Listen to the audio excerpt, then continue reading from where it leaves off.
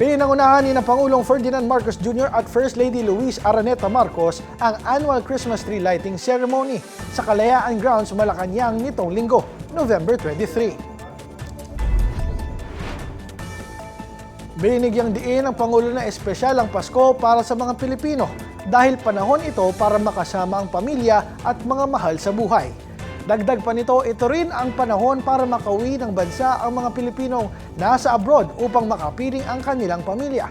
Pinanood ng first couple at bisita ang Puso ng Pasko, isang Filipino Christmas ballet na itinanghal ng Alice Reyes Dance Philippines, kasama ang Manila Symphony Orchestra at Ryan Cayabyab Singers.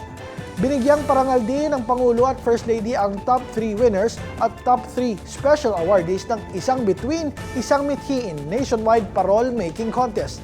Sa ika-4 na taon nito, nakatanggap ang kompetisyon ng 133 entries mula sa Technical Education and Skills Development Authority o TESDA Training Institute sa buong bansa. Sa temang Ilaw ng Bayan, Parol ng Pag-asa at Pagkakaisa, tampok sa parole making contest ang husay ng Filipino craftsmanship at ang natatanging paraan ng pagdiriwang ng Paskong Pinoy.